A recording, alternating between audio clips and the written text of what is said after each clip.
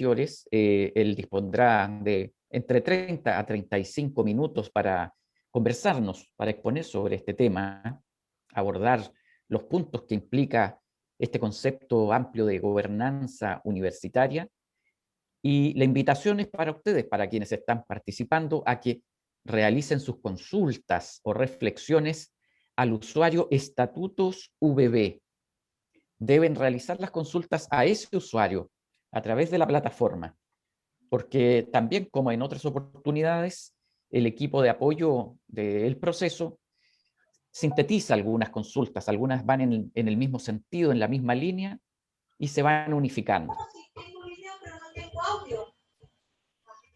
Les recordamos también que silencien sus micrófonos a quienes se están incorporando en este momento. Habrá tiempo para la ponencia y también para poder realizar consultas, apreciaciones. Este espacio también nos permite a muchos volver a vernos, aun cuando ya estamos trabajando hace algunas semanas. Pero bueno, es un espacio de congregación más amplia, porque hay académicas y académicos, funcionarias, funcionarios. De manera que también es un espacio que nos permite la cohesión institucional, poder compartir sobre este tema que es tan relevante y sobre el que ya se ha realizado un trabajo muy extenso. Vamos a dar, son las 15:59. Vamos a dar algunos minutos porque tenemos bastantes personas en sala de espera. A lo mejor unos 5 minutos, son las 16 horas y comenzaríamos a las 16:05. Les recordamos también que este webinar está siendo transmitido por nuestra radio, Radio VB, y sus plataformas streaming y Facebook Live. Así que la radio también nos está acompañando para lograr que este espacio de encuentro pueda ser seguido por el mayor número de funcionarios, de funcionarias, de académicos y académicas, también de estudiantes que estén interesados, por cierto lo están, en este relevante proceso para nuestra institución. Han sido largos meses de mucho trabajo y siempre recapitular de alguna manera parte de lo que se ha hecho también es muy necesario.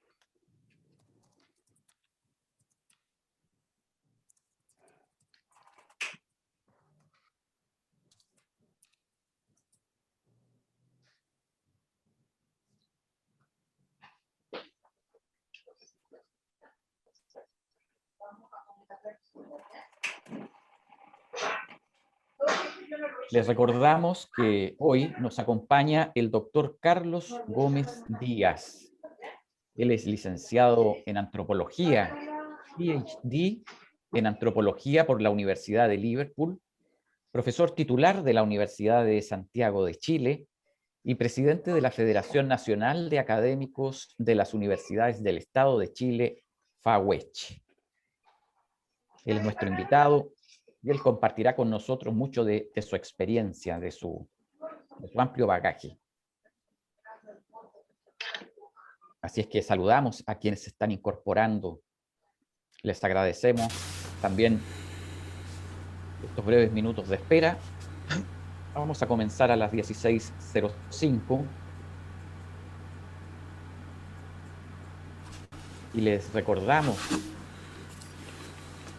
silenciar los micrófonos para una comunicación más fluida, más expedita. A veces se escuchan los sonidos de fondo, de manera que si silenciamos nuestros micrófonos es mucho mejor.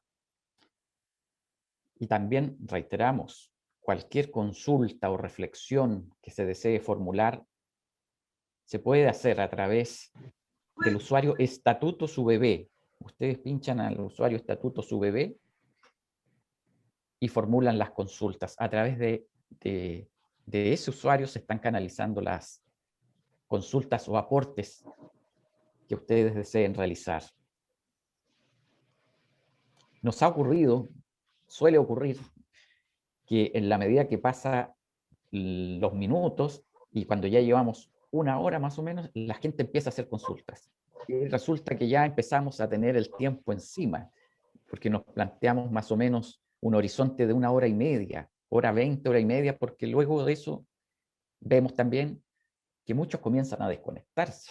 Entonces, hacemos ese comentario para que lo consideremos y podamos realizar nuestros aportes, nuestras reflexiones en etapas más iniciales. Eso lo hemos constatado, digamos, en distintas oportunidades, de manera que por eso es que hacemos esa recomendación, que puedan formular sus consultas, incluso ya desde que estemos escuchando a nuestro invitado. Cada vez somos más, se suman concurrentes minuto a minuto.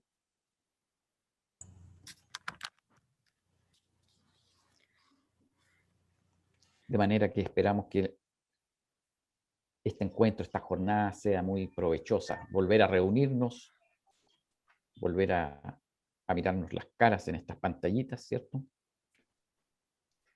Siempre es necesario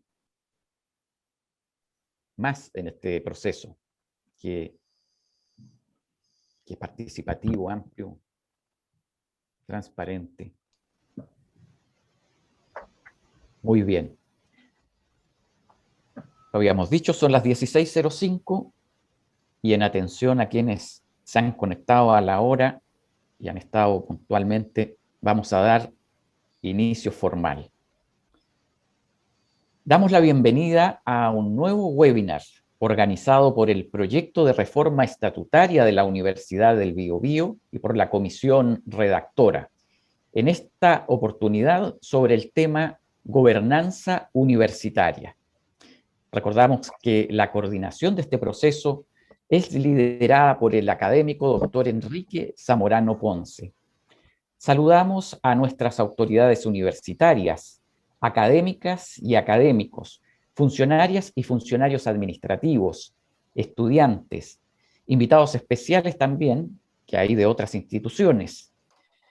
Hoy contamos con la participación del doctor Carlos Gómez Díaz.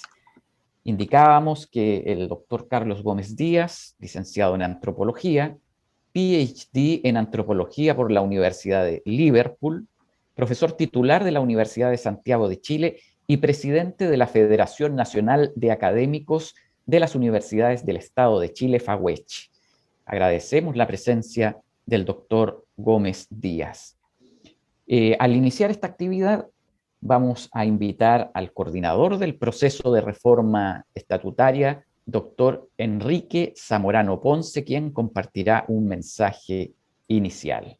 Doctor Enrique Zamorano. Gracias, Cristian. Hola, muy buenas tardes.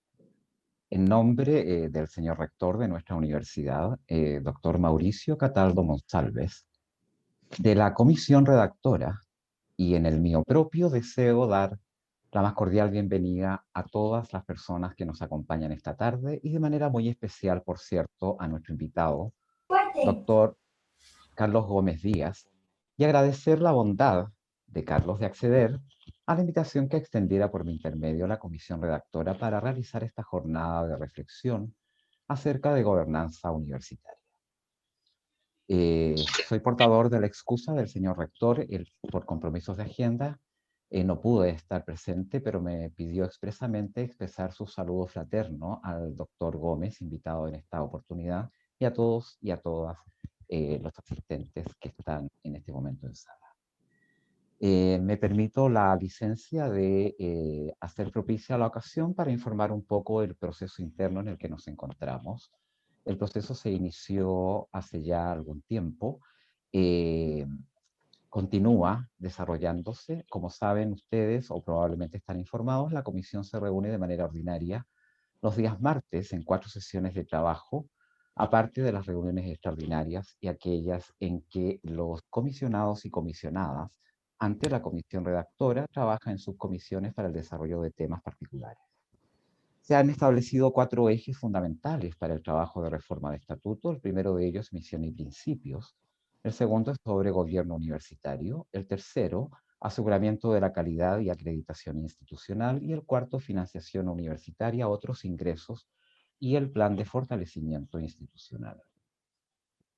Continuamos trabajando en nuestro objetivo de entregar a la brevedad al señor rector el documento final de propuesta, y puedo efectivamente señalar que el documento que se está preparando se ha construido en base a los insumos que ha recibido la comisión redactora a partir de los espacios de participación que se han desarrollado, que incluyen claustros por facultades, asambleas con los gremios de ambos territorios, Chillán y Concepción, grupos focales, consultas a la comunidad, además de las interacciones de rol entre los representantes ante la comisión redactora y los representados.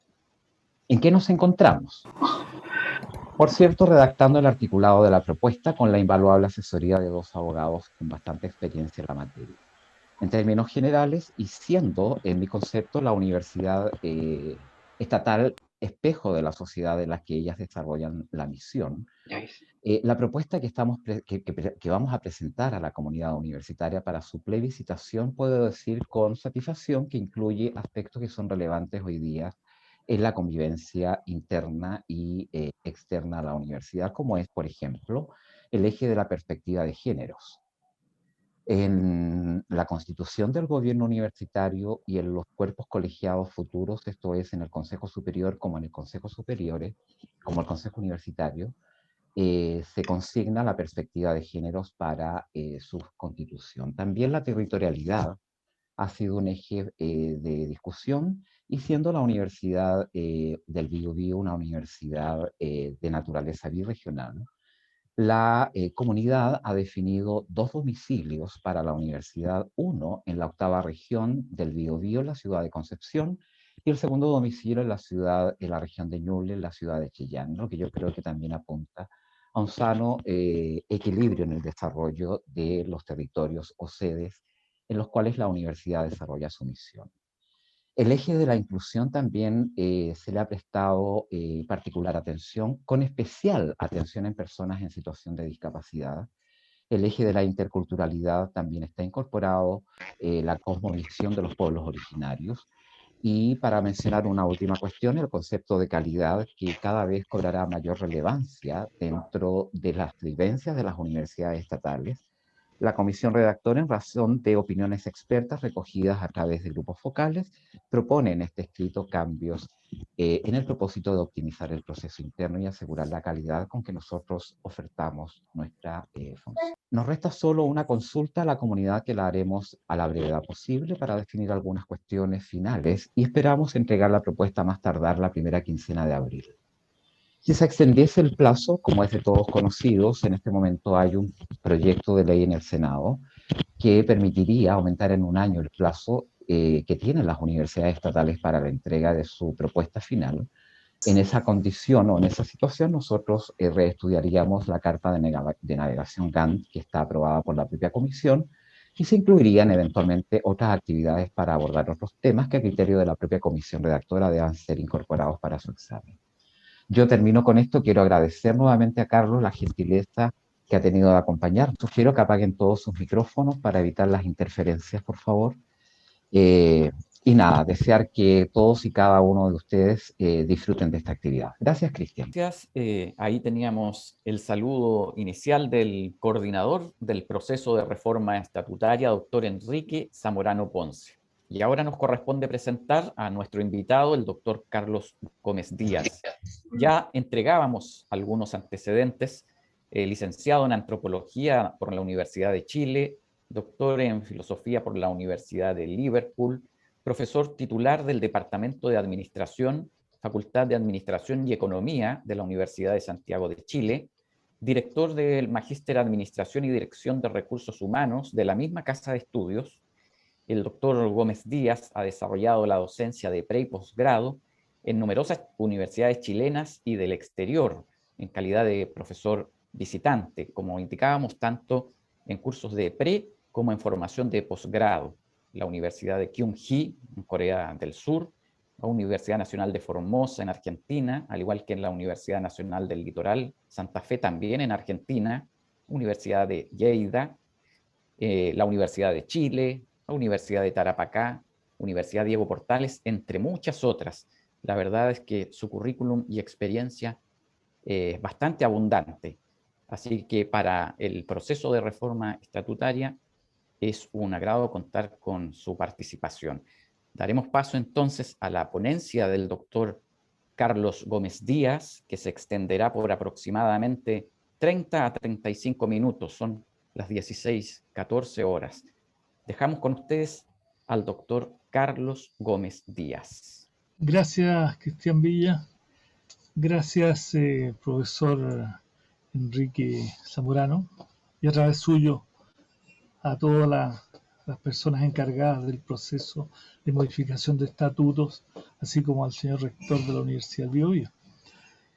Para uno siempre es un tanto complejo encontrarse en esta situación. Normalmente, cuando conversamos estos temas, estamos cara a cara, estamos en un escenario común, en una sala, donde la retroinformación es más o menos inmediata respecto de lo que uno está haciendo. Sin embargo, esta tecnología es más oscura, sobre todo que un porcentaje importante de personas no tiene las cámaras disponibles y por lo tanto uno habla como si estuviera hablando para el cine, para filmar un pequeño video o un corto para diseñar alguna cosa. Trataré de adecuarme al modelo. Bueno, lo primero decir que cuando se me invitó a esta reunión, yo entiendo que lo que se espera es que de alguna manera podamos compartir lo que fue la experiencia de trabajo durante el largo proceso de construcción de una ley de universidades del Estado de Chile. Este proceso que se inicia junto con el proceso democrático en 1990, tiene su primer avance el año 92-94 con la ley que modifica solamente un artículo de los decretos ley que nos gobernaban entonces, que se refiere a la elección del rector, modificando su nombramiento y generando una modalidad de elección del rector que incluye solamente la participación de las tres más altas categorías de los profesores de jornada, dejando fuera todo el resto de la comunidad universitaria. Eso ha estado vigente hasta el día de hoy en casi todas nuestras universidades. Loable excepción es la Universidad de Chile, de lo que me acuerdo en este momento. Los demás seguimos con los mecanismos que señala la ley en el artículo correspondiente y que se modificará a partir de los nuevos estatutos que permiten la participación de la comunidad a través de representantes de distintos estamentos. Entonces, para ordenar un poco lo que vamos a decir, voy a compartir con ustedes unas láminas, no sé si se están viendo. No, Carlos, primero abre el documento y después lo comparte. Ahí está. Ahí está.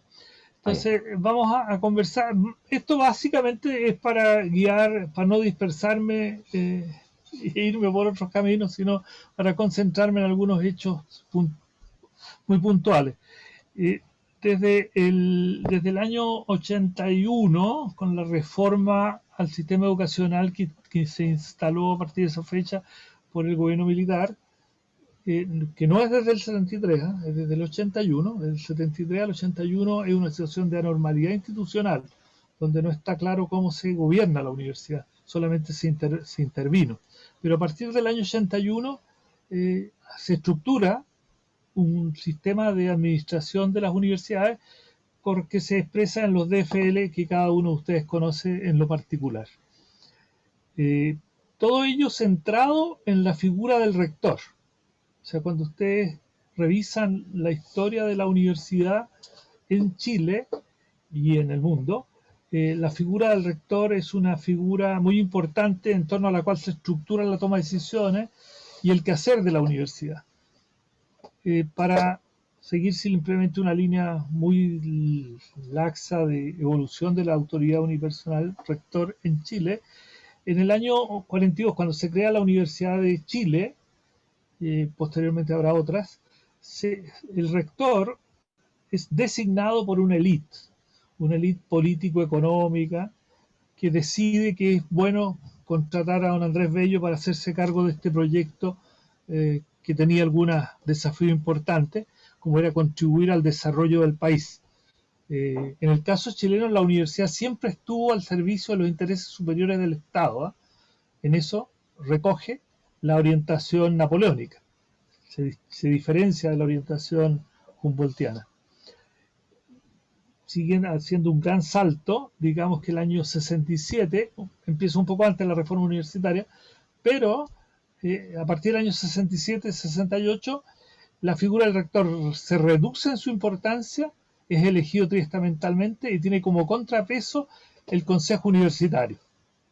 El Consejo Universitario, que está constituido triestamentalmente y es donde se toman las decisiones de más trascendencia organizacional en la universidad.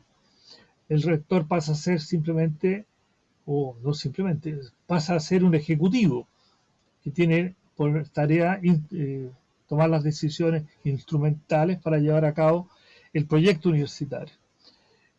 Con la intervención militar en el año 73, lo que ocurre a partir de esa fecha y hasta el año 90, el régimen militar nombra un delegado que tiene distintas características en las distintas universidades. La que yo mejor conozco son las de la zona metropolitana, y lo que podemos decir es que en el caso del área metropolitana, la Universidad de Chile, la Universidad de Santiago, se nombraba un general de la República como interventor. Eso es muy importante porque la administración de la universidad, donde había un rector que era general de la República, no respondía a la comunidad universitaria, sino que respondía al cuerpo de generales. Por lo tanto, él tenía digamos, por lo menos en mi experiencia directa, trabajé en ambas universidades en ese periodo y en otras también. El rector delegado tenía buen cuidado de respetar mucho lo que era el ámbito propiamente académico y tener muy controlado lo que era la administración, de tal manera que no hubiera conflicto con el ambiente o no hubiera conflicto entre los distintos estamentos respecto a lo que ocurría, dejando bastante libertad o reconociéndole el mérito de las competencias en las materias académicas a los académicos exclusivamente, sobre todo a los de mayor jerarquía y de mayor edad. Eso es muy importante para entender cómo hemos funcionado en este tiempo. A partir del año 90, como inicio del proceso democratizador, se elige por los académicos de las tres más altas categorías, excluyendo, si ustedes toman por ejemplo el número de colegas que trabajan por horas de clase en la Universidad de Santiago al día de hoy, usted tiene alrededor de 2.000 profesores por hora y 700 profesores de jornada, y de los cuales las tres más altas categorías nos suman más allá de 650. Por lo tanto, son 650 los que eligen al rector y el resto, más de 2.000, queda fuera del proceso.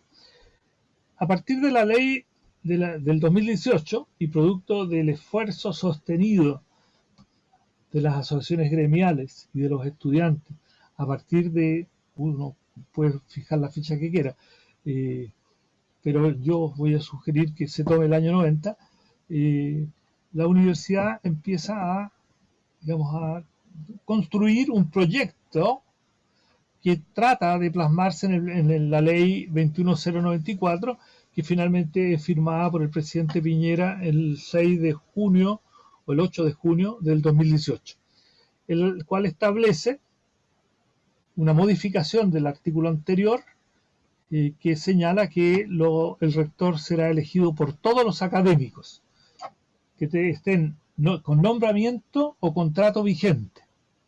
Eso ha generado una serie de problemas porque hay una cierta ambigüedad que que nos lleva a que han quedado fuera de procesos electorales académicos que no estaban jerarquizados, porque la Contraloría y los tribunales de justicia consideraron que los académicos son aquellos que están jerarquizados.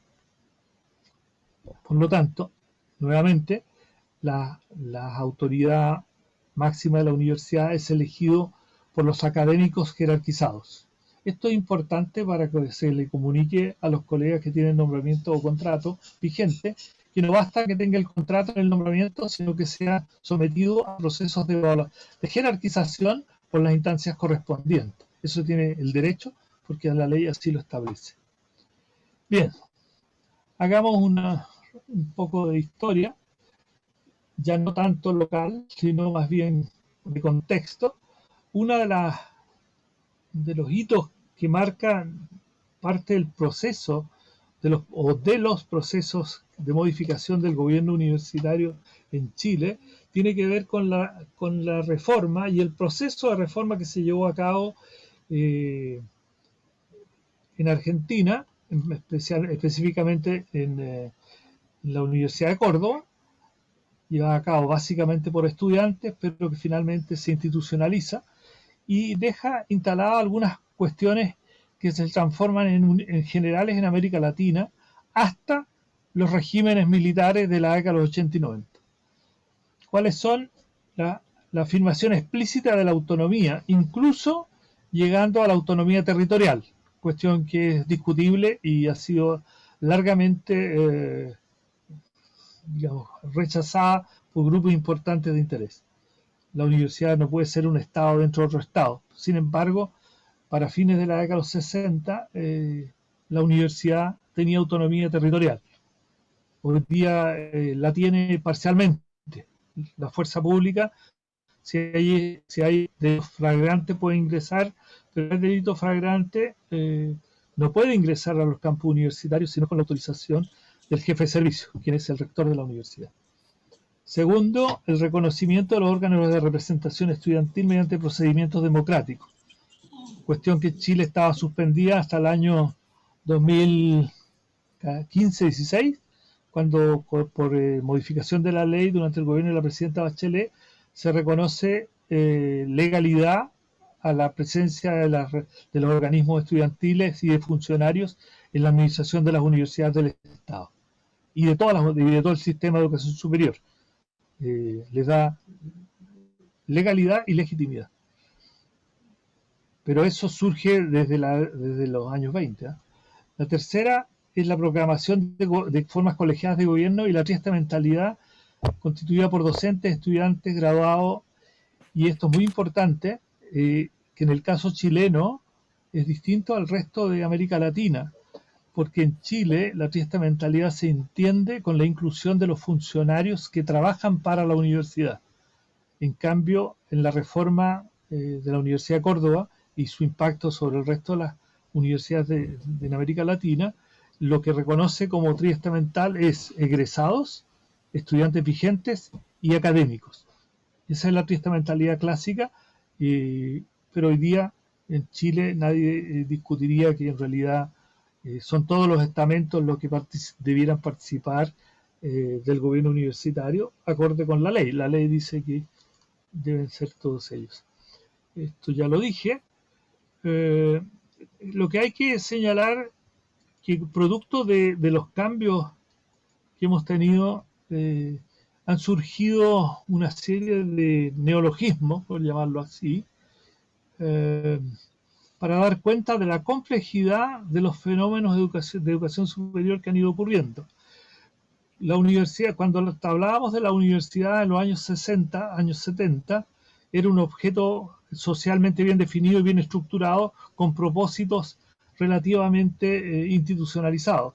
Sin embargo, producto de la reforma neoliberal desde la década de los 80 a la fecha, no se hace, la historia no se hace cargo de lo que está ocurriendo recientemente y se generan neologismos como los que usted conoce de universidad empresa universidad corporativa, universidad emprendedora, universidad docente, universidad compleja, etcétera, etcétera, etcétera. Hay Yo me muchos vi, nombres. mira, me hice un cafecito Solicitamos cortado. silenciar los micrófonos, por favor, para no interrumpir la ponencia. Entonces, estas nuevas denominaciones lo que han hecho es esconder la discusión de fondo de qué es lo que entendemos por universidad. Cuestión que la ley de universidades estatales define de manera precisa en su título primero, que no es cuestionable, es una ley de la República la cual se debe plasmar en nuestros estatutos. Puede escribirlo de otra manera, pero el título 1 se impone por sí mismo sobre los estatutos nuestros. En el título 2, donde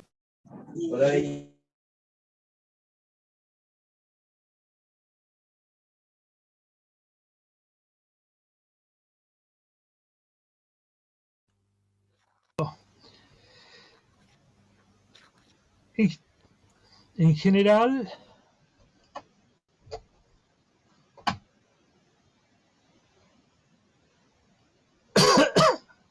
tengo un problema con la pantalla. Tómese el tiempo, profesor, no hay problema. No tengo un problema con el sistema. Ahí el sistema me dejó ver. Lo que pasa es que me pone un letrero en pantalla que no me deja leer. Okay. El proceso de transformación social, política en Chile ha generado,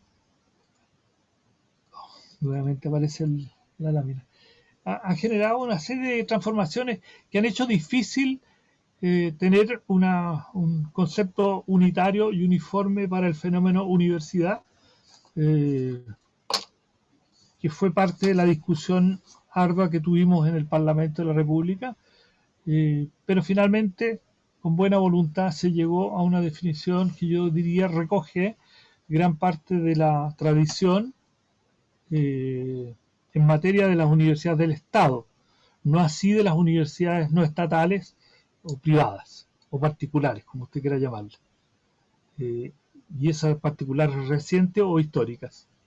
Es interesante, simplemente como anécdota, el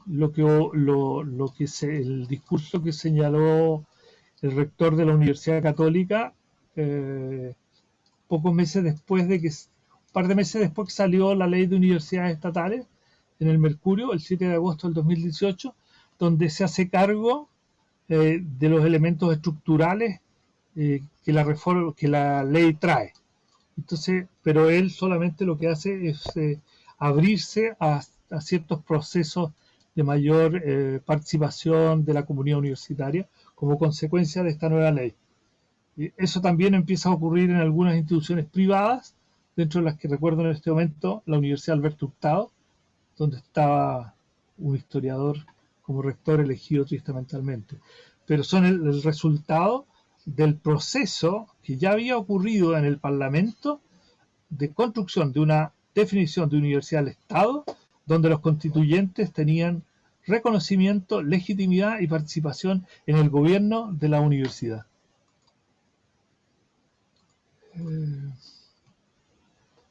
Pero no voy a hablar del sector privado. En general, si usted analiza la discusión, ¡ay, Dios! Seguimos con el problema. Profesor, me pone un letrero. Y si deja de compartir y la vuelve a compartir, quizá puede... Total, estamos bastante bien de tiempo, así que okay. No Bien. es ninguna complicación. Ahí parece que en general, en la discusión que se llevó a cabo en el Parlamento desde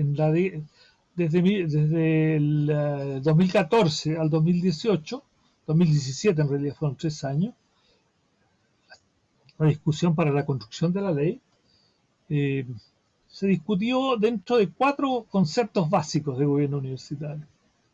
La universidad, el gobierno universitario como un órgano más del Estado, como un servicio más del Estado, donde este tenía los delegados del gobierno central y subordinado al gobierno central, completamente.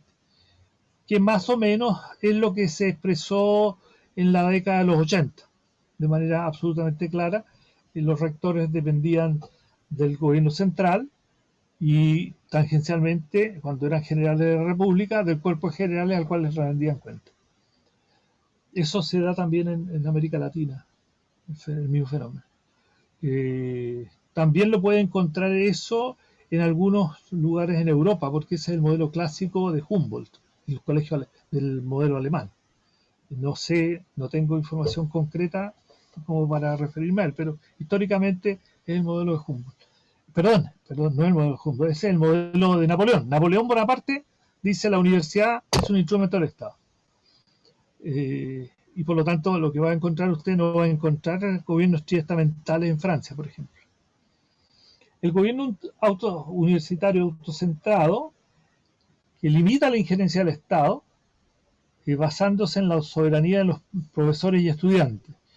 Eso es el modelo que está presente en toda América Latina desde la reforma de la Universidad de Córdoba.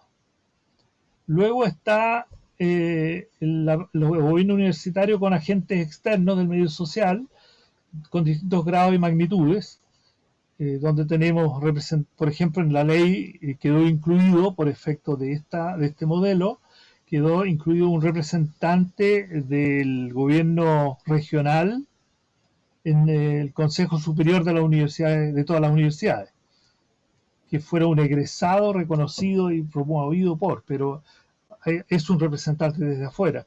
Y si usted revisa la composición que la ley establece para el Consejo Superior, este incluye miembros del medio social y que son representantes en los organismos decisionales.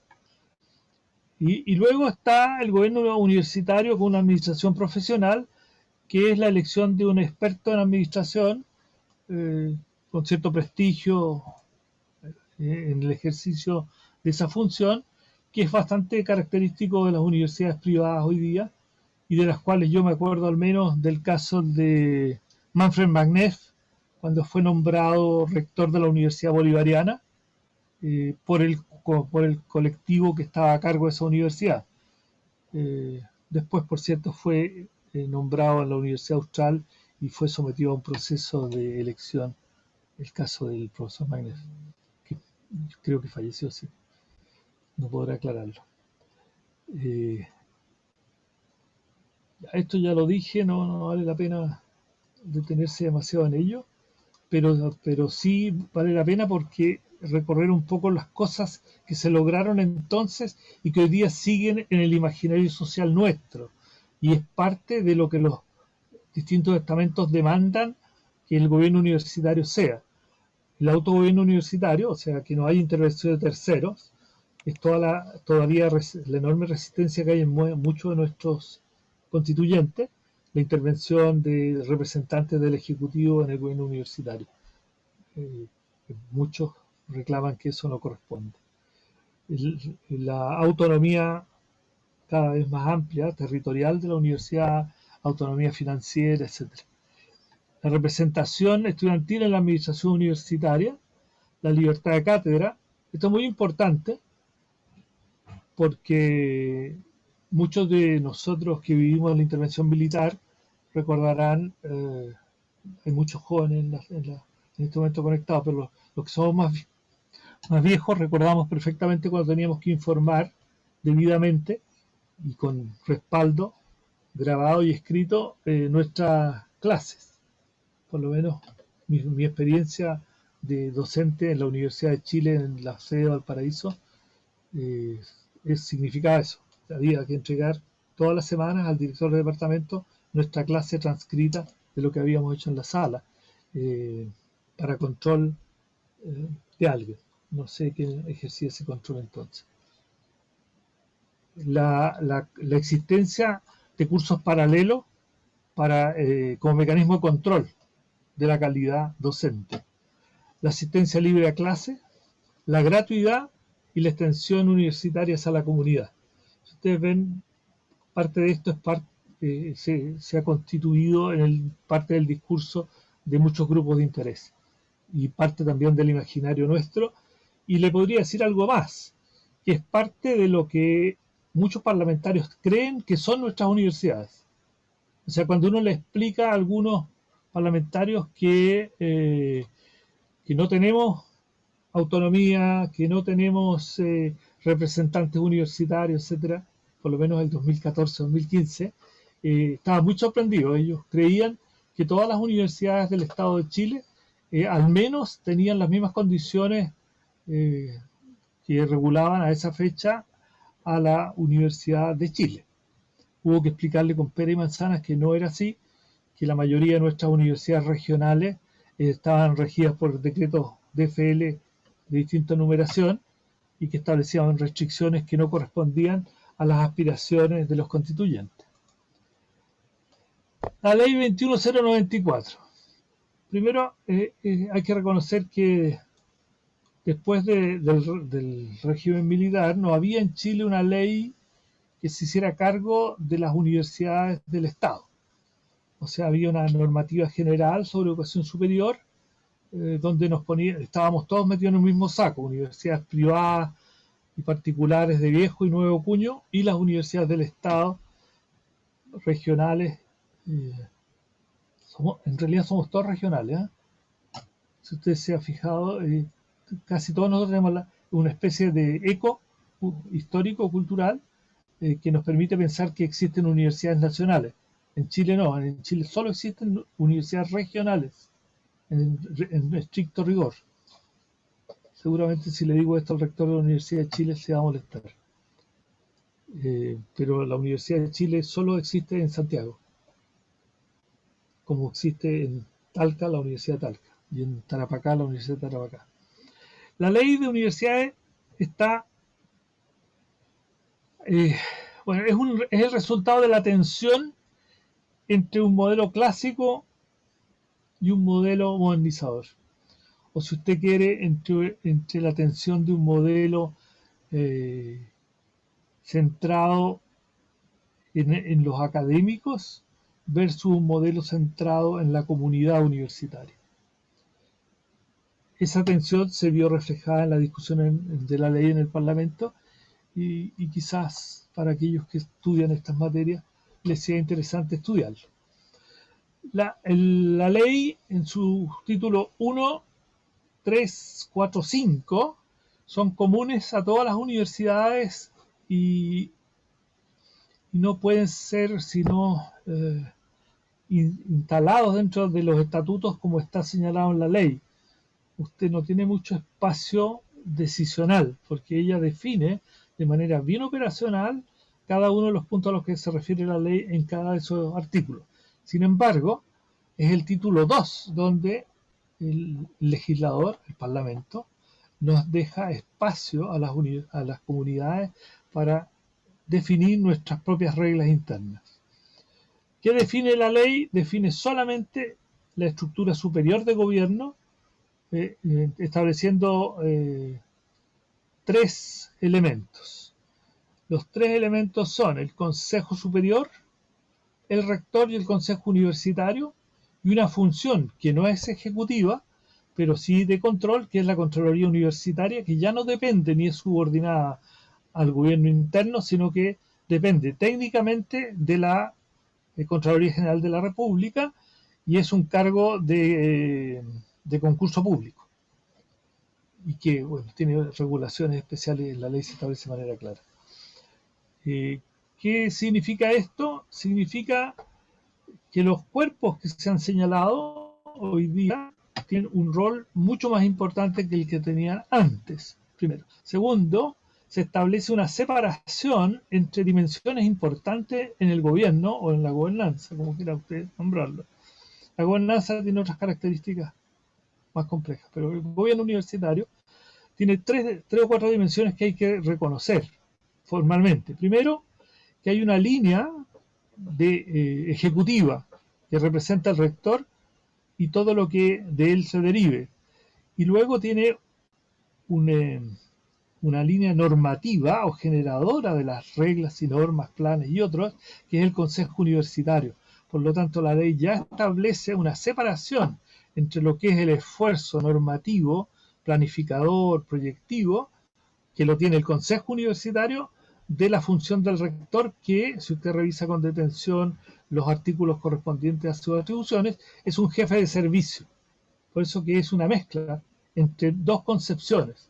El rector de la universidad, en tanto que jefe de servicio, no se diferencia demasiado de otros jefes de servicio en el aparato del Estado, más aún en organismos descentralizados que no constituyen la gestión central del Estado. Y separa y autonomiza la tarea, la responsabilidad del control y la fiscalización en la Contraloría Universitaria. Eso es un enorme avance respecto a lo que ocurre hasta el día de hoy, donde todo el poder de la gestión reside en el rector de la universidad, el cual nombra en la mayoría de los casos al Contralor Universitario.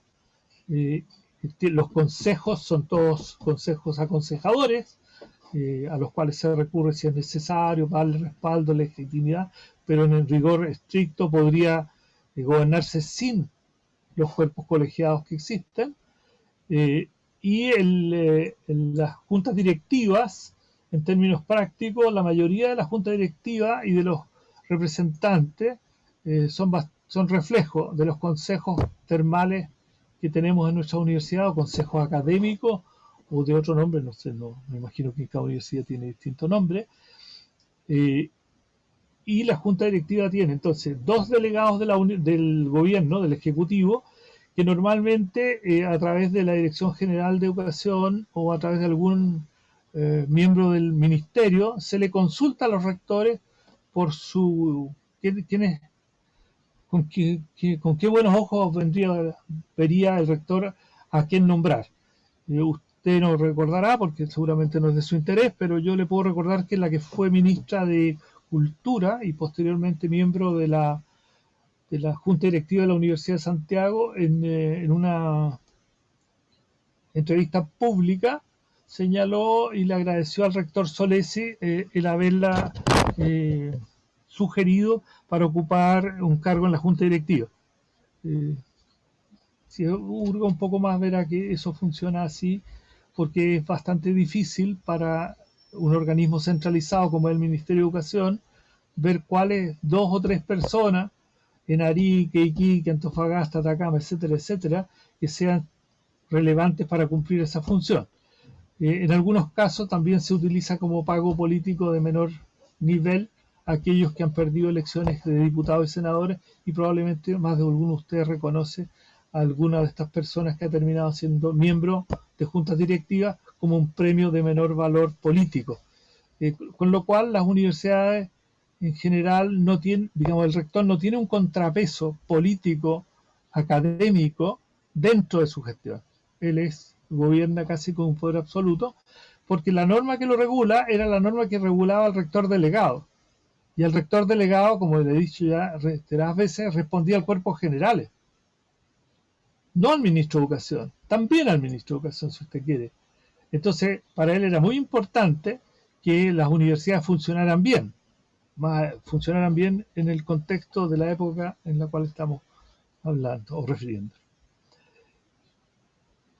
En la ley 21094, producto de las negociaciones, porque a veces se acusa a los negociadores del resultado de la negociación, y en toda negociación se avanza y se retrocede, se gana y se pierde.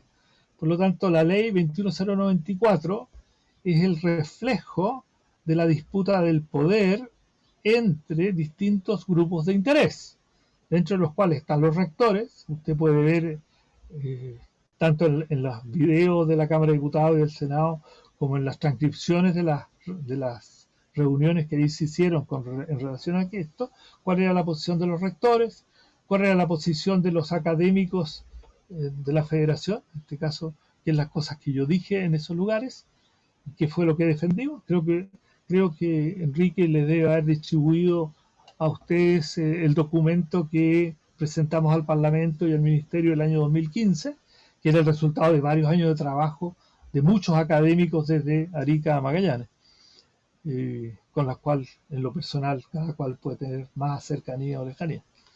Eso es súper legítimo porque es un acuerdo.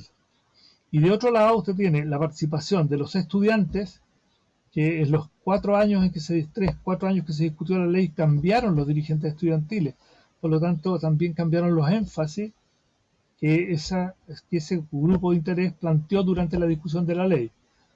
Y por último están los representantes de los funcionarios no académicos y las organizaciones de profesionales y técnicos. Entonces todos estos grupos de interés estuvieron presionando, ¿no es cierto?, en el Parlamento y en las distintas instancias de discusión cómo debía ser y qué características debía tener, ¿no es cierto?, esta ley de universidades del Estado y cómo debía distribuirse el poder al interior de ella para la toma de decisiones. Lo que se logró es lo que dice la ley. En lo personal me parece que es un avance importante. Bueno, esto está en un tamaño bastante pequeño, así que difícilmente lo pueden leer, pero están los artículos correspondientes a qué es el Consejo Superior.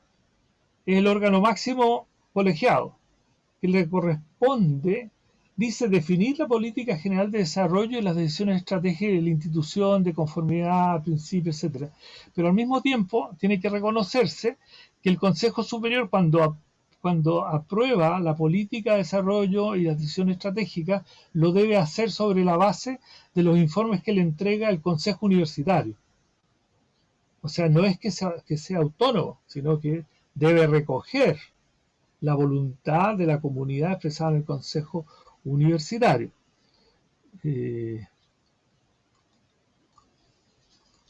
Las funciones, aquí están las funciones del Consejo Superior.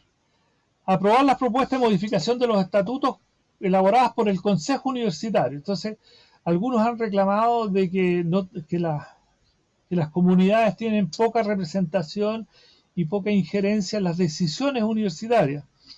La verdad es que el Consejo Universitario es el que elabora las propuestas.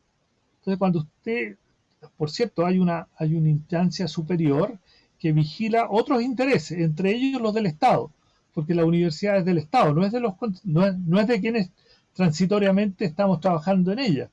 No le pertenece ni a los académicos, ni a los funcionarios, ni a los estudiantes. El Estado nos ha delegado la administración de esta institución, pero no obstante tiene también legítimo derecho a tener representantes que vigilen que los principios generales y los objetivos generales que esta institución tiene se cumplan.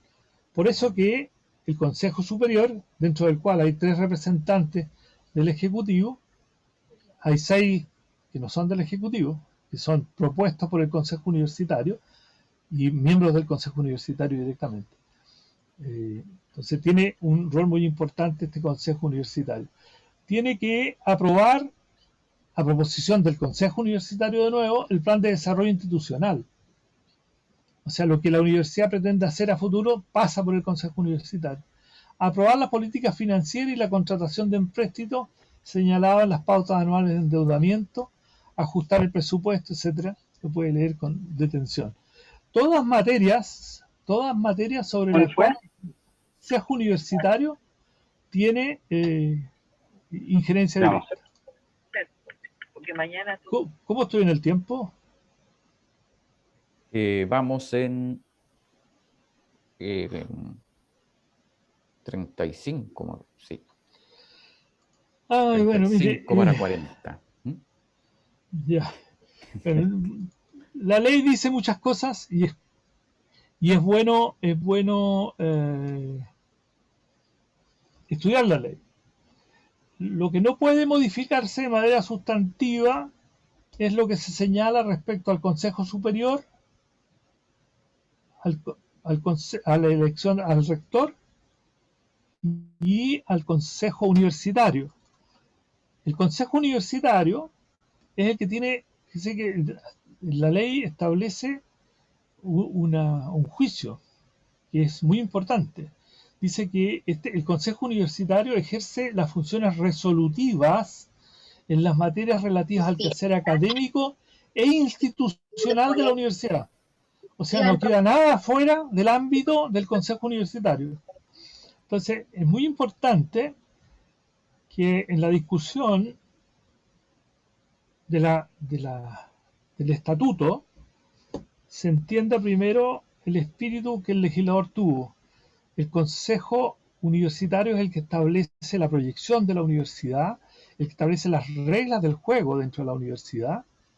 El control lo lleva la Contraloría y quién es el encargado de llevar adelante los planes aprobados por los consejos universitarios y a su vez por el Consejo Superior, es el rector. Ahora bien, nuestras universidades tradicionalmente tienen una orgánica que incluye unidades mayores y unidades menores. Unidades mayores homogéneas como son las facultades y unidades menores como son los departamentos, los centros e institutos. ¿Cómo se constituyen? ¿Cómo se toman las decisiones? ¿Cómo se eligen? Es un asunto que quedó a la libertad de cada comunidad universitaria. O sea, ustedes podrán definir un consejo universitario y darle la atribución hoy día de que sea ese consejo universitario el que defina la estructura de administración interna y no definirla estatutariamente hoy día, o puede dar la discusión para que sea hoy día la definición que quede establecida en el estatuto de facultades, departamentos, institutos. Como todas las cosas administrativas, así como se hacen, se deshacen. Por lo tanto, tampoco se corte las venas ni crea que en esto se resuelve los problemas de la universidad.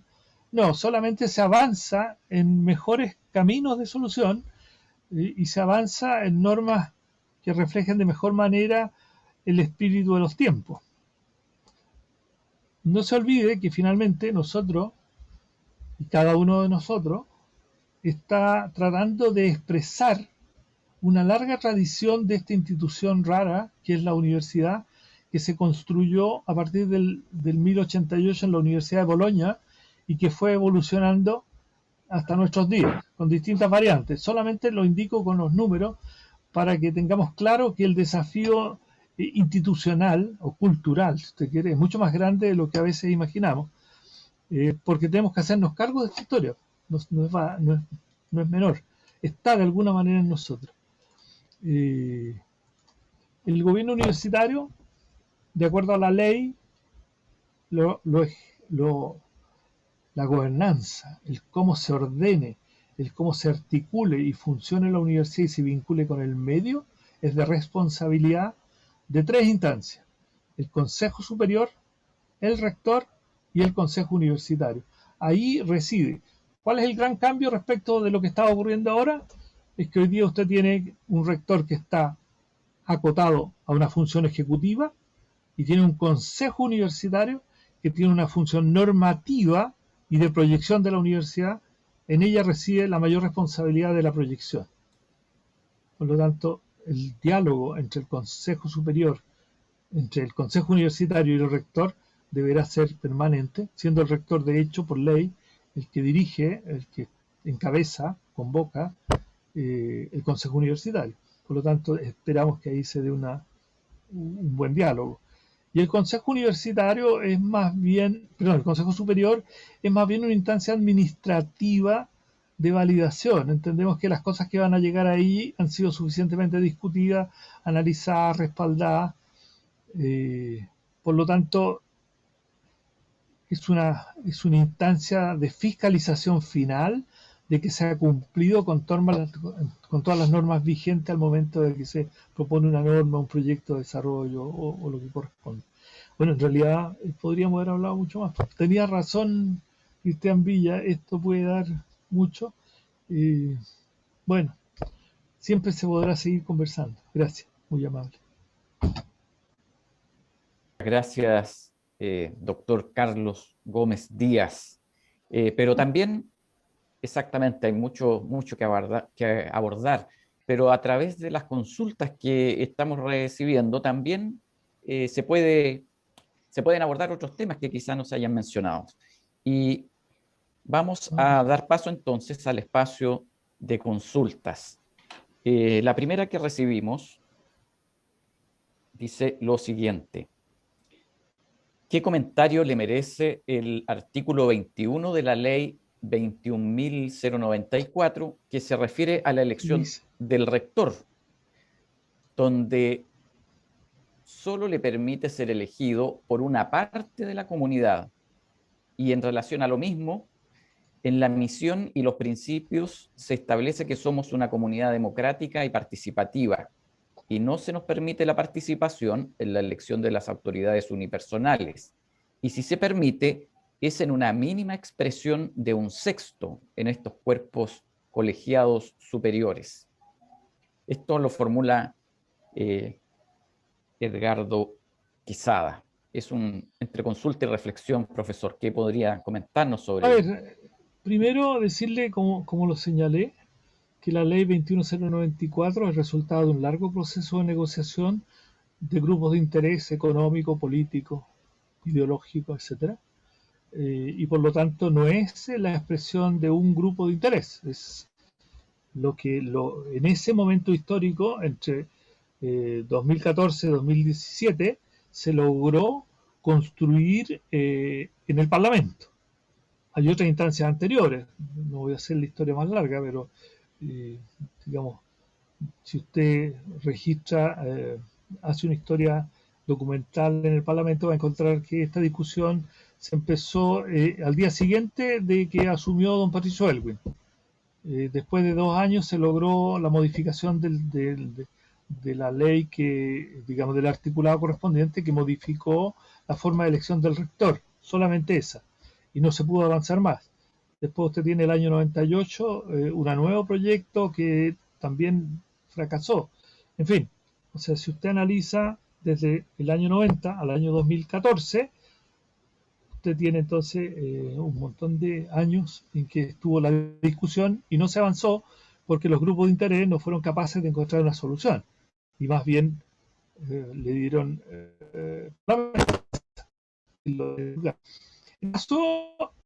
y yo diría que se avanza sustantivamente. Primero, porque solamente el rector, que es el jefe de edificio, se pone debidamente jerarquizados. De esa manera. Con contrato o nombramiento vigente, al menos por 1 año. Creo que eso dice la ley. No me acuerdo si es 1 o 2 años. Por lo tanto, usted pasa de un núcleo muy limitado de académicos de jornada completa, jerarquizados en los 3 más altos niveles, a todos los académicos. ¿Cierto? Eso ya es un avance importante y que cambia la estructura de poder en la elección de los rectores en todas nuestras universidades. Segundo, limita el poder del rector. Pasa de ser una especie de permítame la expresión, representante faraónico, ¿cierto? A ser un jefe de servicio con las atribuciones de tal. Y luego tiene un organismo triestamental donde están representados los funcionarios, los estudiantes y los académicos en una proporción de 67, 34, 33, algo así. Y cuántos representantes estudiantiles y funcionarios haya dependerá de cada universidad cómo se negocie al interior. No se pudo resolver en el Parlamento. La tentación y la presión, por ejemplo, fue reconocer la proporción histórica y que no es tal, porque proporción histórica se refiere al periodo exacto entre 1967 y 1973. Porque si está hablando de historia, entonces uno dice, bueno, desde Andrés Bello hasta la Reforma, los rectores eran nombrados por los decanos y por grupos de interés bastante más pequeños. Es la Reforma del año 67 la que produce esta apertura y esta inclusión. Y que aparece como eco en muchos de nuestros interlocutores. A veces se olvidan que los periodos históricos son más grandes, aun cuando les quede fijado un periodo específico. Tercero, desde el Consejo Universitario hacia abajo, la estructura organizacional dependerá en su composición y en su participación de lo que cada comunidad universitaria decida. ¿Cómo se eligen los decanos? ¿Cómo se eligen los directores de departamentos, los directores de institutos, centros? si hay o no hay consejos de facultad, de departamento, de centro, de instituto, etcétera, es un asunto que resuelve cada comunidad universitaria. Eso es lo que dejó abierta la ley. No hubo capacidad política para bajar a esos niveles. Además que era más fácil dejarlo así, ¿no? para los actores políticos en el Parlamento. ¿Ya? Seamos claros, si esto es un juego de poder, no es un juego conceptual. Lo es también. Y entonces los académicos tendemos a hacer largas discusiones conceptuales que a la hora de los que vivo en el Parlamento hay que ver cómo las resolvemos desde el punto de vista de cuánto poder tengo, cuánto respaldo tengo para las posiciones que estoy sustentando. Porque es fácil decir, mire, a mí me gusta la democracia inclusiva, la variedad de género, etcétera, etcétera. Sí, pero ¿con qué ejército usted lo respalda? O sea, sí, ¿con cuánto poder respalda aquello? ¿Cuánto hay detrás de usted? Entonces, cuando nosotros los que trabajamos en la cosa gremial, muchas veces en las asambleas nos invitan a salir a la calle, a tomarnos la Alameda en Santiago, y cuando uno está en la calle somos 9. De los 1.200 que había, llegamos 9, llegamos 12. Y entonces, seamos realistas.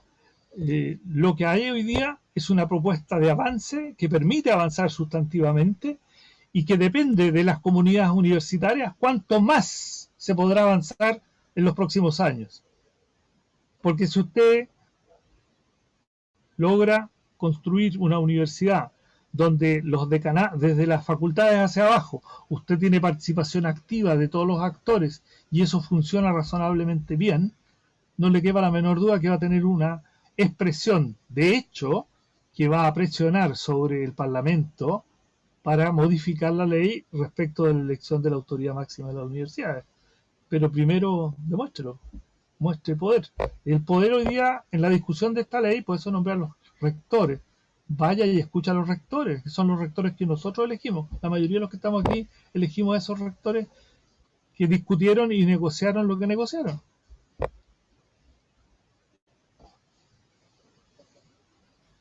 Muchas gracias, profesor. Hay otra consulta. Indicamos que pueden realizarse consultas. Disculpa, ¿sí? Solamente recordar un asunto, que la participación de los funcionarios, que son los empleados de la universidad, a algunos no les gusta que lo diga de esa manera, pero para efectos de claridad, la universidad está constituida por los maestros y los alumnos.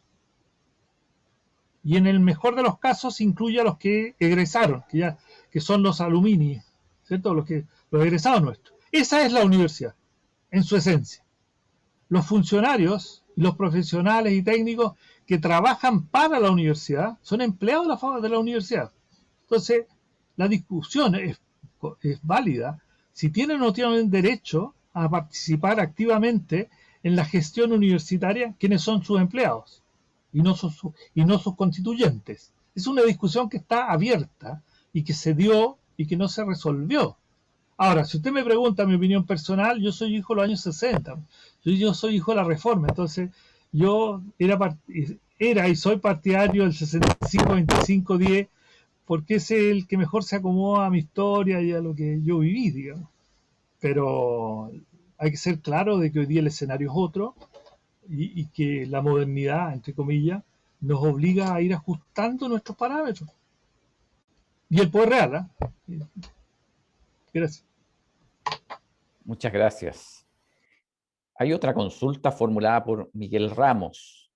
Él dice, el estatuto propuesto solo debe resolverse por la junta directiva y no requiere verse en el consejo académico.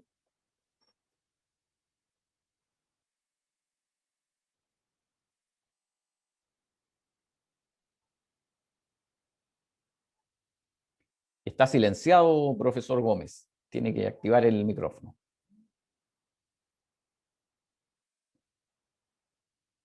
Lo que dice la ley es que los estatutos deberán proponerse al ministerio y su modificación a través de los medios legales que hoy día existen. Entonces, yo revisé los estatutos de muchas universidades y no existe una definición de quién modifica los estatutos. Porque el régimen militar, cuando definió los DFL, no le preocupaba la modificación de los estatutos, le interesaba un instrumento administrativo para gestionar estas instituciones. No, en ningún momento estaba pensando en la universidad sino como institución, sino que estaba pensando en la universidad como organización. Entonces dijo, bueno, ¿cómo administro este boliche? Y eso fue lo que hizo, estableció reglas para administrar el boliche. Y en él no existe una definición de cambio de estatuto. Entonces, interpretando la norma vigente, la instancia de que aprueba el plan de desarrollo estratégico de las universidades es la junta directiva, todas, sin excepción, que es el cambio de mayor profundidad que una comunidad universitaria puede proponer. Por lo tanto, uno debería entender, podría uno consultarlo a la Contraloría General de la República, que justamente es digamos, la junta directiva la que tiene que dar su visto bueno final a la propuesta de cambio de estatuto que le presentará el señor rector por sugerencia del Consejo Académico de la Universidad, porque así opera hoy día nuestra normativa. Consejo Académico le sugiere al rector, le recomienda, hágalo de esta manera, y el señor rector buenamente dice, bueno, acogiendo la voluntad de la comunidad expresada en el Consejo Académico, que me aconseja esto, va con su propuesta a la Junta Directiva y le dice, mire, en esto está de acuerdo la comunidad universitaria, mayoritariamente. Y eso es lo que va a ocurrir. Ahora, en esto hay que dejar de ser suspicadas y las teorías conspirativas no funcionan. Para que la política funcione, cada uno de nosotros tiene que hacer un acto de voluntad y de confianza en el otro, aun cuando la historia sea muy dura para cada quien. Porque cuando usted empieza a pensar suspicazmente acerca de cómo operan todas estas cosas en perjuicio de los intereses que usted cree representar, entonces no funciona la política. Muchas gracias. Otra consulta. ¿Qué piensa usted sobre la doble representación de autoridades unipersonales, tanto en el Ejecutivo como en lo normativo? En otras palabras, decanos y decanas puedan tener una doble representación en el Consejo Universitario. Bueno, yo creo que al leer la ley uno le queda claro, el Consejo Universitario se tiene que elegir democrática y transparentemente. Eso es lo que dice la ley. Ahora, los decanos no existen en la ley. Yo no sé si la Universidad del Biobío va a tener decano. A lo mejor decide no tener decano y arriesgarse a lo que hizo la Universidad de Sao Paulo, creo, de tener puros directores de departamento de una peineta larga. Y entonces, ¿de qué decano me está hablando? ¿Qué hace si a lo mejor no existen? Ahora, en la discusión interna, los decanos podrán querer ser parte del consejo, entonces uno tendrá que decirle, mire, señor decano, usted tiene un problema, porque el decano y el director de departamento, de centro, de instituto, tienen una función ejecutiva, y en cambio los cuerpos colegiados tienen una función normativa, y usted no puede hacer ambas cosas, no puede ser juez y parte. O sea, usted no puede construir la regla y después para implementarla, por favor. La sana democracia universitaria dice que eso no es posible, y en términos de sana democracia pasa lo mismo entre la relación entre el Parlamento y el Ejecutivo. Cualquiera sea el modelo, puede ser modelo parlamentarista o presidencialista, da lo mismo, pero hay una separación de poderes, porque usted no puede estar en ambos lados. Entonces, aquellos que hoy día, lo que ocurre, voy a ser más claro, lo que ocurre hoy día en nuestras universidades, ignoro la situación particular del Biobío, pero hoy día en todas nuestras universidades lo que hemos tenido es lo dije en el Parlamento, por eso lo puedo decir aquí también, hay un grupo de colegas que se han apropiado de nuestras universidades públicas y al apropiarse de ellas quieren conservar el poder que tienen, pues, si es obvio. Quien tiene el poder quiere conservarlo, ese es el juego del poder y no tiene nada de ilegítimo ni de inmoral ni nada, simplemente es lo que ocurre, ¿ya? Es como la gente que se queja porque el tigre se come los venados. Yo no me quejo. Yo digo que está bien y ojalá que el venado haya servido de buen alimento. En el caso de las universidades, hoy día quienes detentan el poder tratarán de defenderlo. Y usted tiene universidades donde el rector ha tratado por todas las vías de bypasearse la norma jurídica, la ley 2164, y tratar de hacerla lo menos participativa, lo menos democrática, lo menos transparente, pero la ley lo obliga. Y si no lo hace, lo que va a tener es un reclamo en la Contraloría General de la República diciéndole, señor, usted no cumplió con lo que la ley le manda. Y le rechazará su proyecto por no cumplir con las condiciones de transparencia, participación, en fin. ¿Ya? Y los señores decanos tendrán que ver si en la nueva estructura de su universidad existen, pues. Ahora, yo me imagino que ellos quieren estar y quieren seguir teniendo el mismo poder que tienen algunos. Pero la ley no dice nada de eso. No hay nada que lo pueda respaldar. Y en mi opinión, es poco sano. Mire, la Universidad de Chile, que tiene otro esquema, tiene el Senado universitario más, que es bastante más simbólico que nuestro Consejo Universitario, que establece la ley. Con el Senado Universitario es también bastante aconsejador y solamente toma decisiones en materias muy específicas y acotadas. Es bastante termal en general. Pero en la Universidad de Chile los decanos tienen un consejo de decanos que trabaja con el rector. ¿Por qué? Porque está en la línea ejecutiva, pues. Si usted quiere hacer el modelo de empresa, que no me gusta, pero digámoslo de esa manera, usted tiene el gerente general y los gerentes de área, pues. Entonces, pero ellos no participan en la construcción de las normas. Yo creo que en eso hay que ser claro. Pero igual va a haber algunos que van a insistir en aquello, que van a decir que ha sido muy bueno. Yo le diría, mire, lo que la historia muestra es que el modelo que nos ha gobernado desde el año 81 a la fecha da malos resultados. Y por lo tanto, llegamos a un punto tal en que hay que cambiarlo. No crea usted que la ley 21094 es un acto generoso, no. Es simplemente el resultado del fracaso de la norma anterior. Porque si usted cree que si fuera exitosa y tuviéramos resultados bollantes y estuvieran todos los constituyentes satisfechos, ¿habríamos cambiado la norma? No, pues. Sino, no. Es muy raro que la gente cambie una buena ley. Normalmente cambiamos las malas leyes. Ahora, no es la mejor ley la que pusimos, estoy de acuerdo. Pero entienda cuál es el proceso. Está en Chile y esto es parte de la discusión política. La universidad también es una fuente de poder, es un núcleo de poder. Yo me imagino que todos ustedes, cada vez que cambia de gobierno, llegan profesores nuevos que antes eran subsecretarios, que tenían cargos en el Ejecutivo o en los municipios, etcétera. Usted ve que hay movimiento. Eso no es gratuito.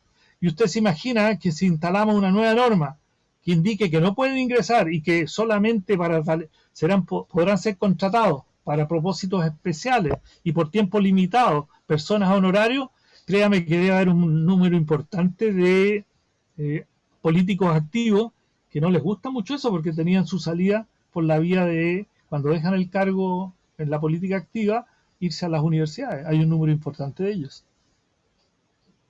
Pero nuestras universidades requieren una institucionalidad más permanente, más seria y menos sujeta a los vaivenes de la política del Estado. Gracias. Muchas gracias, doctor. Bueno, vinculado con esto hay alguien que hace una reflexión. Entonces, perfectamente podría conformarse un consejo de decanos ajeno al consejo universitario, vinculado con lo que ha dicho. Por supuesto. Nada hay que lo objete. Usted puede generar un consejo de decanos que trabaje directamente con el rector, en términos de la implementación de proyectos, etcétera. Y también puede el señor decano tener un consejo de directores de departamento, sobre todo en facultades complejas y grandes. Estaba pensando, por ejemplo, en la facultad de ingeniería de cualquier universidad. Las facultades de ingeniería normalmente son muy complejas y cada departamento es casi una facultad. Entonces, un decano no puede manejar toda esa complejidad, sino que tiene que de alguna manera asesorarse de los directores. Y usted puede tener un consejo de directores de departamento en el nivel que corresponda. Pero eso no excluye ni limita la existencia del consejo de facultad y de los consejos de departamento, que son los cuerpos colegiados que van a reflejar la voluntad de los otros constituyentes. Si los académicos somos importantes, pero nunca tanto. Hay que escuchar al pueblo, como decía el Puma en Viña del Mar, ¿se acuerdan? Sí, pues, y el pueblo nuestro están los estudiantes y están nuestros colaboradores contratados para servir a la universidad, que son profesionales, técnicos y no académicos. Muy bien. Una pregunta más general de la fórmula Olga Ortiz. ¿Qué actores deberían conformar el Consejo Universitario, según su juicio? Yo entiendo que el Consejo Universitario es triestamental. Por lo tanto, cuando digo triestamental, estoy pensando en los que son actores vigentes y están actuando cotidianamente en el ámbito de la gestión universitaria. Estoy dejando fuera a los egresados, por ejemplo. Pero usted tiene estudiantes, profesionales y funcionarios no académicos y académicos. Ahí tiene tres. La ley establece que el 66%, creo que 66-67%, debe estar en manos de académicos. Y el resto lo deja libre. Entonces usted puede dividir eso otro en partes iguales o irse a algo como 29, no sé.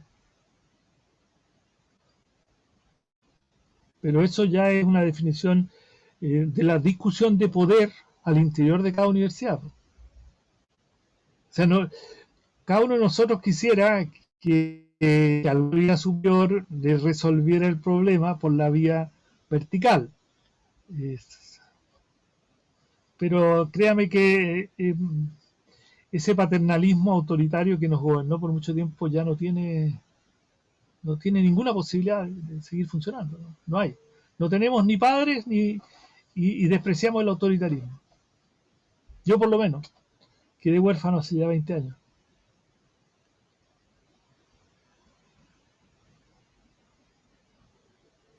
No le escucho. Muchas gracias. Sí, ahora sí. La misma funcionaria indica, bueno, ¿podría explicar los actores académicos? Ella es la misma persona que realizó la consulta. Los actores académicos son todos los que cumplen funciones académicas propiamente tales y que están debidamente jerarquizados, con independencia de cuál sea su nombramiento o contrato. Ahora, lo que ocurre en algunos casos es que los colegas que tienen contratos que no son de jornada no son jerarquizados, pero eso es por un olvido, una omisión que no corresponde. Porque si usted cumple funciones académicas, para poder cumplirlas tiene que tener reconocimiento de tal. Y ese reconocimiento de tal, de académico, solamente se logra cuando usted pasa un proceso de jerarquización académica.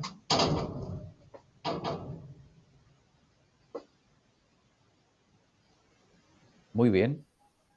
Había otra pregunta sobre otra cosa. Sí, hay una última consulta. Son las 17:21. Nos habíamos propuesto como horizonte las 17:30 horas. Indica cuál es su opinión en relación con la prórroga del plazo para entregar los estatutos a la presidencia. Mire, en esto hay muchas opiniones diversas y fundadas en distintas razones. Hay universidades que han hecho procesos complejos de participación activa, que por la misma razón los procesos de participación activa son más lentos. Los de participación pasiva son más rápidos. Cuando el rector informa, hice tales cosas, y se lo manda a decir con un documento, es súper eficiente y rápido. Y me hace partícipe de lo que el rector hace, ¿no? Y es participación, ojo. Hubo una época en que el rector no nos informaba y los directores no nos informaban de nada. Simplemente nos enterábamos cuando nos llegaba la resolución. El que nos informen antes es participar de la decisión. De una manera limitada, está bien. Cuando se hacen procesos acotados de participación limitada, son también más eficientes. Usted trabaja con un comité elaborador de nuevos estatutos, de un equipo de expertos abogados que usted contrata para el efecto, y esos abogados le proponen a la universidad un determinado modelo que es evaluado por el consejo universitario, que tiene una composición triestamental, un consejo académico, usted cumple con los requisitos que establece la ley. Ahora, usted me dice, oiga, pero no parece estar de acuerdo con lo que normalmente entendemos. No, lo que pasa es que normalmente entendemos no existe. O sea, es un juicio que yo he aprendido que no existe nomás, pues. La ley dice participación, información, inclusión, etcétera. Si un rector nombra una comisión de alto nivel que elabore unos estatutos y después se lo informe a toda la universidad y le pida al consejo académico que lo vote y lo aprueba él, lo aprueba el rector, lo aprueba la junta directiva, se cumple con lo que dice el artículo 2 de participación, pues. O sea, para hacer eso ya hemos gastado mucho tiempo. Para hacer un proceso de participación activa inclusiva, que signifique números importantes de funcionarios, de académicos, que discutan los diferentes temas, que se involucren en lo que significa el establecer nuevos estatutos, usted tiene dos realidades distintas. Ahora, si me pregunta por las primeras, yo creo que a las primeras ya le sobró el tiempo, ya tienen todo resuelto. Y si me pregunta por la segunda, le hace bien por lo menos unos 6 meses de holgura.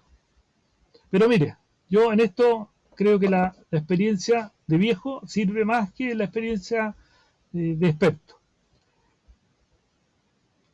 Así como se hace, se deshace. Y así como se hace, se mejora también. Nuestros estatutos no van a ser nunca los mejores. Siempre van a ser mejorables. La ley, probablemente con la nueva constitución que constituiremos en los próximos 2 años, va a generar condiciones que nos va a obligar a cambiar la ley de universidades, la ley de educación, etcétera, ajustarla a la nueva constitución. Por lo tanto, para la mayoría de los que está conectado hoy día, se va a ver enfrentado a ajustar los estatutos que apruebe ahora en no más allá de 5 años. 6. Lo que no es mucho. Piense en el caso mío, yo ingresé a la universidad con los estatutos pre-reforma, viví los mejores días de universidad con los estatutos de la reforma y después terminé, bueno, trabajando en épocas oscuras que la mayoría de nosotros quisiera dar por superadas completamente. En lo malo que ya estuvieron, en lo bueno, por cierto que no. Todas las cosas tienen de dulce y de gras. A veces la proporción es la que no nos gusta. Por lo tanto, si usted me pregunta, a mí me gustaría avanzar más rápido, porque yo ya estoy viejo. Me gustaría ver algunos de los resultados por los que he peleado durante 40 años, de manera concreta, estatutos democráticos inclusivos, ¿cierto? Y que sirvan a los propósitos trascendentes de la universidad, ciertamente. Pero creo que debe ser evaluado en cada caso. Ahora, entiendo que el Parlamento lo está estudiando, entiendo que ya entró al Senado, también entiendo que hay voluntades en una y otra dirección y se resolverá en función del escenario político, no de los argumentos técnicos, ni de lo que estamos conversando aquí. Los distintos grupos que tienen presencia en el Parlamento verán si esta disputa le aporta qué votos en qué instancia. Tenemos elecciones cercanas. Entonces usted comprenderá que un diputado o un senador no le interesa mucho lo que pasa con la universidad de la región. Algunos tendrá interés. La mayoría lo que tiene más interés hoy día es cuántos votos va a tener la próxima elección de diputado o senador, cuántos votos tiene su alcalde, cuántos constituyentes va a elegir. Está en esa discusión. Por lo tanto, según sea ese escenario, va a votar el Parlamento. Si esta cosa se transforma en votos más para alguien, y así lo leen, entonces vamos a tener un Parlamento muy interesado en escucharnos los argumentos que correspondan. En todo caso, yo creo que no se puede estar. Las reglas generales para las universidades siempre fueron malas, sobre todo cuando son reglas específicas. Es bueno dejar abierto que la universidad decida. Cada universidad, en la medida que su propia reflexión la lleva a proponer modificaciones, eso es lo que debiera ocurrir. Y no ponerle camisa de fuerza, decirle, mañana tiene 30 días. No, el quehacer universitario, como decía Ortega, es lento, es parsimonioso. Cuando corremos quiere decir que estamos fuera de la universidad. Entonces, Si alguien razonablemente está llevando a cabo un proceso lento, parsimonioso, reflexivo, inclusivo, necesita un año más. Pero alguien que llevó un proceso eficiente y eficaz con técnicos y expertos y asesores externos, ya lo hizo hace 6 meses. Hay otros que están en el medio, ¿eh? Yo le puedo contar el caso de los USACH. Los USACH ya tiene estatuto, votó, hizo plebiscito, tiene los estatutos casi listos.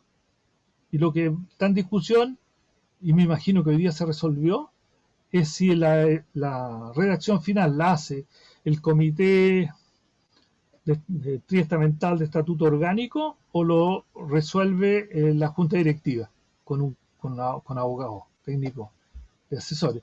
Eso se resolvía en el día de hoy en el consejo universitario, en el consejo académico.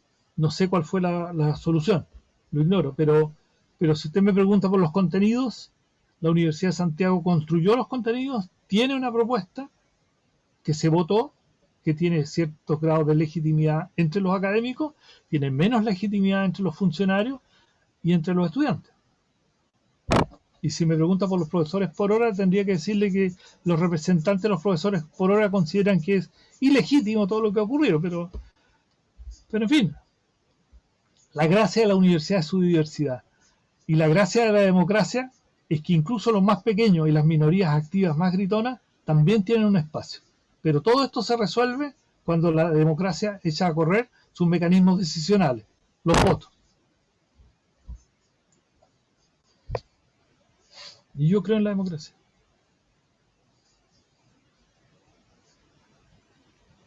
Gracias, profesor.